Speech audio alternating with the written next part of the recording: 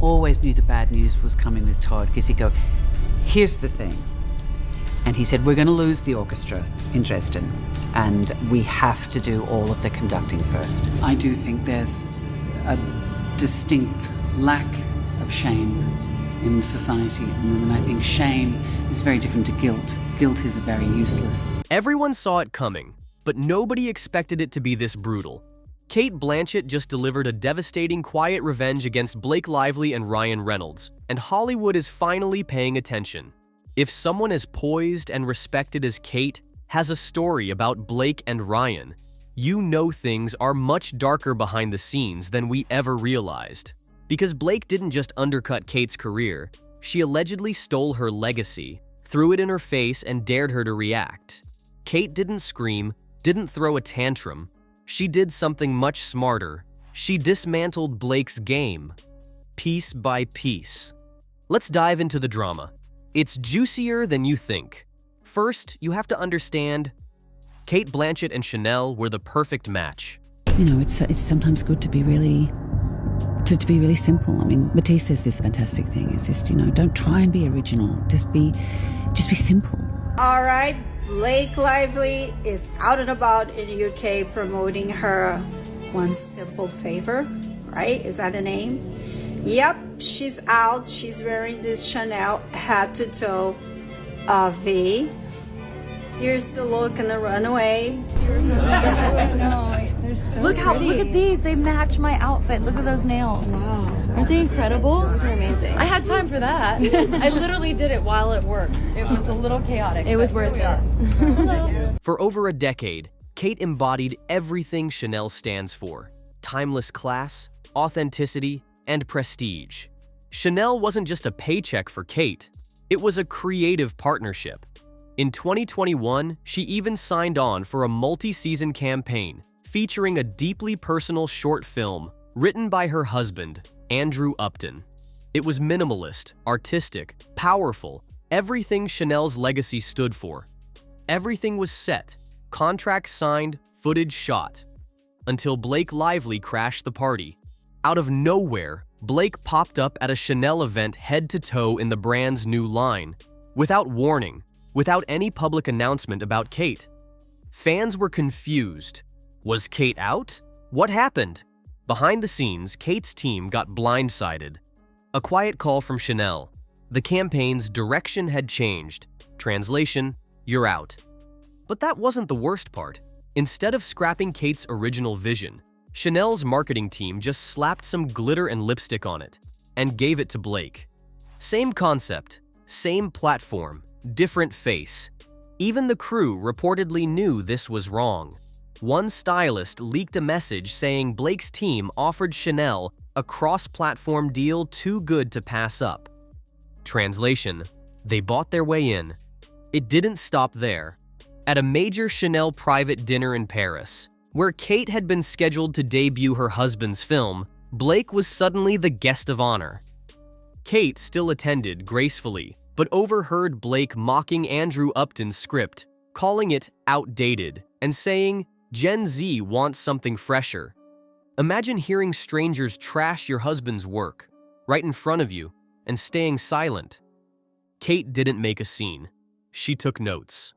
Fast forward to April 2023, a British fashion magazine accidentally published a feature article written before Cate's firing, praising Cate's creative leadership, highlighting her husband's short film, and tying it to Chanel's future. There was an article recently saying that Leighton and I were frenemies, and it's Frenemies, is that the new term, frenemies? Yeah, we're friends, but we're also enemies, and it's really strange because they always want to pit women against each other. You don't hear about like Penn and Chase hating each other and being jealous and competitive. 2 seconds later. I think I'm just brunette because of the books. And everyone knows blondes are nicer anyway. A moment by me. Remember Savannah. It was another promise was no pet monkey. Yeah. Chuck has a matching pet monkey with coordinating outfits, and I was like, I would love to be part of the show, but I can't act with a monkey. And then I got a few of them. I'm just kidding. Come on, it was a joke. Lord have mercy. Your wardrobe. That is important. Very good. It's very important. This is wardrobe. This is wardrobe. This was on the return rack. I think it was hers. So I had to go and like slip them cash to wear it today. The piece stayed live just 3 hours before it was scrubbed. But the screenshots spread like wildfire. Suddenly, Blake wasn't the bold new face. She was the villain who hijacked someone else's dream. Cate's response? No lawsuits? No interviews? Just one brutally elegant speech at a Berlin award show. There's a difference between honoring a story and pretending you wrote it. One builds legacy, the other builds ego. A direct hit, and everyone knew exactly who she meant. Meanwhile, Blake's PR team scrambled. Scheduled interviews were canceled. A YouTube fashion segment about the campaign mysteriously vanished. Leaks started pouring out. Blake wasn't just feuding with Cate. She had a history of stepping on co-stars. About much. And the more I do, in a way, I think the less I know. And I've had a very eclectic and strange career that has taken me many places. But perhaps if there's any connective tissue in my career, it's the desire to know. It's the quest to unlock what it means to be human, that strange nub of fearful, joyful uncertainty that it is to be a human being. To live a creative life, it's fueled with uncertainty and doubt. It's the DNA of how you begin any project. You have to humble yourself and say, I don't know, and I'm here to find out. Well, I always approach every role as a woman because I am. I don't really think about that. I do think there's a distinct lack of shame in society at the moment. I think shame is very different to guilt. Guilt is a very useless emotion. I don't know what you do with that. But shame and regret and the lessons one can learn from that are, I think, are very powerful. Remember Gossip Girl? Blake and Leighton Meester's frenemy relationship wasn't just media hype. In resurfaced interviews, Blake made cruel jokes about Leighton's background, joking she was born in prison and mocking co-stars as monkeys. You could see the discomfort on camera. But back then, people chalked it up to quirky Blake. Not anymore. Actors like Armie Hammer later hinted how miserable it was working with Blake. In a cringy interview, he said filming Gossip Girl was so bad he quit mid-season. When pressed, he didn't name names, but the implications were crystal clear. Behind her charming Instagram posts, Blake was allegedly alienating castmates, rewriting scenes, and lobbying directors behind their backs.